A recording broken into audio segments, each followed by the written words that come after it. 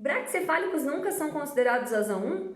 Essa foi a dúvida que surgiu aqui na página essa semana, a partir de um post onde eu compartilhei a classificação de um trabalho de asa 1 a asa 5. E nesse trabalho, os braquicefálicos eram considerados asa 2, mesmo quando considerados rígidos. Mesmo assim, não entrariam em asa 1.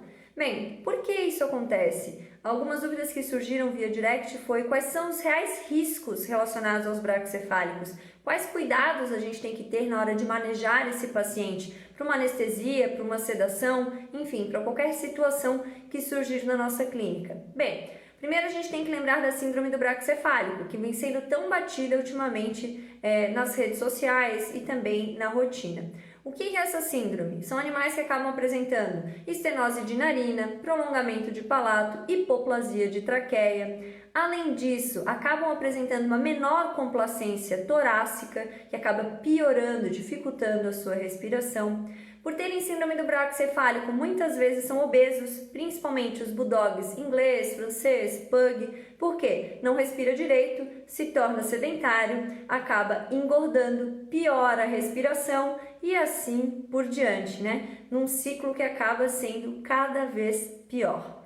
Além disso tudo, existem outras particularidades que nós temos que levar em consideração no momento da sedação, da anestesia deste animal. Quais seriam essas particularidades? Maior chance de vômito e regurgitação desses pacientes, então muita atenção ao jejum, acaba sendo uma das únicas espécies onde eu acabo pedindo realmente o jejum hídrico, justamente porque o risco de regurgitação após a indução ele é maior nesses pacientes, então muitas vezes dá para associar também um antiemético prévio a MPA. Outro problema que nós acabamos tendo são pacientes que apresentam um tônus vagal um pouco mais elevado, então uma maior tendência à bradicardia, uma maior tendência também à hipotensão, então a gente deve estar atento a essas situações. E o principal, gente, acaba sendo justamente as complicações pós-operatórias, né, pós-extubação. Então, quais cuidados a gente tem que ter? Jejum, cuidar justamente com a utilização de antieméticos, né, que pode ser sim aliado para a gente por causa da regurgitação.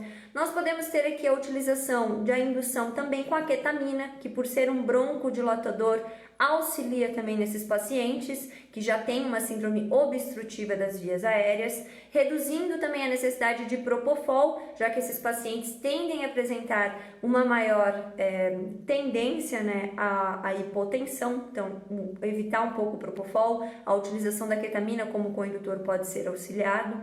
A pré-oxigenação sempre que possível desses pacientes. E outra coisa, periglótica que vai ser mandatória, porque a extubação ela necessariamente deve ser tardia, tá? Justamente pelo risco de regurgitação pós-operatória e o risco também de uma pneumonia aspirativa, tá? Comum nesses animais.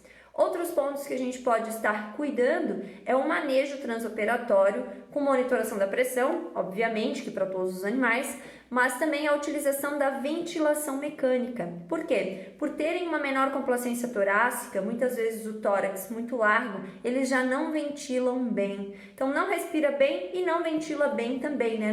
Não tem uma complacência torácica adequada. Então, por favor, ventilação mecânica nesses pacientes é muito bem-vinda sempre que possível, tá? Anestesiar o braquicefálico sem ventilação mecânica acaba sendo mais desafiador. E no momento da extubação, muita atenção aqui. Por quê? Muitos pacientes acabam apresentando dispneia, que acaba sendo resolutiva só com oxigênio terapia. Outros acabam apresentando um padrão de respiração paradoxal, uma dispneia muito mais intensa e acaba necessitando sim de sedação, anestesia e uma reintubação. Alguns casos, inclusive, necessitando de traqueostomia temporária. E a gente tem que estar atento durante tudo isso ao risco também de regurgitação, tá? Então, monitorar o pós-operatório desse paciente vai ser mandatório para o seu sucesso. Aliás, esse paciente, mesmo que seja submetido apenas a uma sedação, que é o que acontece já lá na medicação pré-anestésica, ele deve ser monitorado o tempo inteiro. Por quê? O relaxamento desse paciente pode predispor a um colapso maior, tá? Então a gente deve estar atento desde o momento da MPA. Tem um colega que costuma brincar que quando vai anestesiar braquicefálicos, ele aplica MPA e já senta do lado com laringoscópio e o traqueotubo na mão. Por quê? Pode ser que esse paciente necessite sim de uma intervenção antes mesmo de chegar no centro cirúrgico para indução anestésica. Falando em traqueotubo, lembrei de mais um ponto muito importante aqui, que a gente tenha traqueotubos de vários tamanhos. Por quê? Mesmo com a narina grande, esses animais às vezes apresentam hipoplasia de traqueia e mesmo ele tendo 24 quilos, como já aconteceu em uma anestesia minha de um bulldog inglês, ainda assim o tubo número 6 entra extremamente justo. Então não fiquem atenados apenas ao tamanho, ao peso ou ao tamanho do focinho na hora de escolher o traqueotubo destes animais, tá? Leve aí uma gama de tubos junto com você para garantir uma intubação mais assertiva, certo, gente? Qualquer dúvida, deixa aqui pra gente e vamos discutir o tema. Até mais!